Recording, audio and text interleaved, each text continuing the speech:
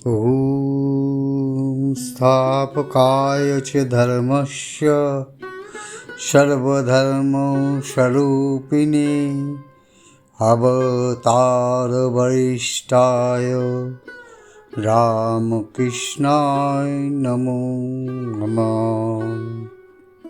ঠাকুর শ্রী শ্রী রামকৃষ্ণ মা ও স্বামীজির চরণে প্রণাম জানিয়ে আমি স্বামী ব্রহ্মানন্দ সংকলিত শ্রী শ্রী রামকৃষ্ণ উপদেশের সপ্তম পর্ব ধর্ম উপলব্ধির বস্তু পাঠ বা বিচারের বস্তু নয় থেকে পাঠ করে শোনাচ্ছি। ধর্ম উপলব্ধির বস্তু পাঠ বা বিচারের বস্তু নয়। শাস্ত্র বিচার কতদিন দরকার জানো? যতদিন না সচ্চিদানন্দ সাক্ষাৎকার হয়। যেমন ভ্রমর যতক্ষণ না ফুলে বসে ততক্ষণ গুনগুন করতে থাকে, আর যখন ফুলের ওপরে বসে মধুপান করতে থাকে তখন একেবারে চুপ, কোনো শব্দ করে না। একদিন স্বর্গীয় মহাত্মা কেশবচন্দ্র সেন দক্ষিণেশ্বরে পরমহংসদেবের নিকট গিয়ে জিজ্ঞেস করলেন, অনেক পণ্ডিত লোক বিস্তর শাস্ত্রাদি পাঠ করেন, কিন্তু তাদের জ্ঞান লাভ হয় না কেন?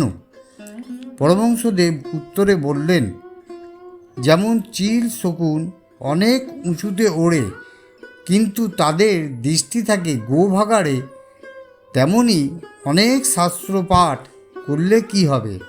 তাদের মন সর্বদা কাম কাঞ্চনে আসক্ত থাকার দরুন জ্ঞান লাভ করতে পারে না। ঠাকুর বলতেন, গ্রন্থ নয়, গ্রন্থি, গাঁট। বিবেক বৈরাগ্যর সহিত বই না পড়লে পুস্তক পাঠে দাম্ভিকতা, অহংকারের গাঁট বেড়ে যায় মাত্র। পরমহংসদেব কোনো এক তার্কিক লোককে বলেছিলেন, যদি এক কথায় বুঝতে পারো তো আমার কাছে এসো, আর খুব তর্ক যুক্তি করে যদি বুঝতে যাও তো কেশবচন্দ্র সেনের কাছে যেও। যেমন খালি গাড়ুতে জল ভরতে গেলে ভকভক করে শব্দ হয়, কিন্তু ভরে গেলে আর শব্দ হয় না। তেমনি যার ভগবান লাভ হয়নি সেই ভগবান সম্বন্ধে নানা গোল করে, আর যে তার দর্শন লাভ করেছে সে স্থির হয়ে ঈশ্বরানন্দ উপভোগ করে। বিবেক বৈরাগ্য না থাকলে শাস্ত্র পড়া মিছে। বিবেক বৈরাগ্য ছাড়া ধর্ম লাভও হয় না। এইটি সৎ আর এইটি অসৎ বিচার করে সদস্তু গ্রহণ করা, আর দেহ আলাদা আর আত্মা আলাদা, এইরূপ বিচার বুদ্ধির নাম বিবেক, আর বিষয় বিতৃষ্ণার নাম বৈরাগ্য। পাঁজিতে বিষাড়া জল লেখা আছে, কিন্তু পাঁজি নেংড়ালে এক ফোঁটাও জল বেরোয় না। তেমনি পুঁথিতে অনেক ধর্মকথা লেখা আছে, শুধু পড়লে ধর্ম হয় না, সাধন চাই। এক বাগানে দুজন লোক বেড়াতে গেছিল। তার ভেতর যার বিষয় বুদ্ধি বেশি সে বাগানে ঢুকেই কটা আম গাছ, কোন গাছে কত আম হয়েছে, বাগানটির দাম কত হতে পারে ইত্যাদি নানা রকম বিচার করতে লাগলো। আরেকজন বাগানের মালিকের সঙ্গে আলাপ করে গাছতলায় বসে একটি একটি করে আম পাড়তে লাগলো। বলো দেখি কে বুদ্ধিমান? আম খাও, পেট ভরবে, কেবল পাতা গুনে অত হিসেব কিতেব করে লাভ কি?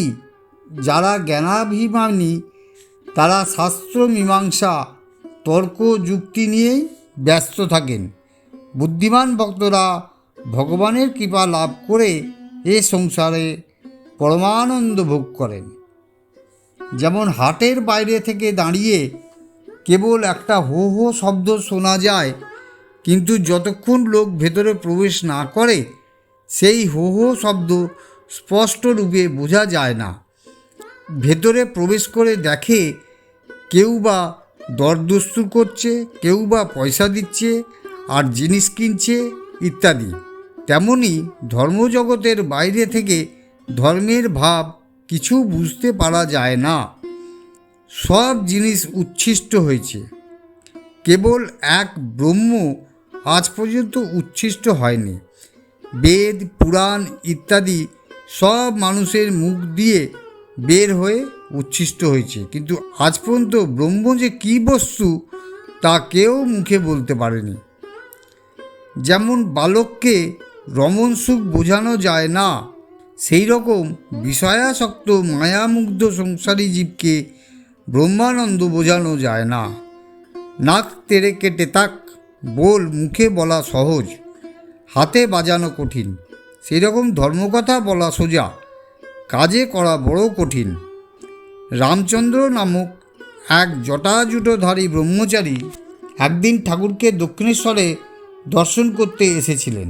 তিনি বসে অন্য কোনো কথাবার্তা না বলে কেবল শিবহম শিবহম করতে লাগলেন।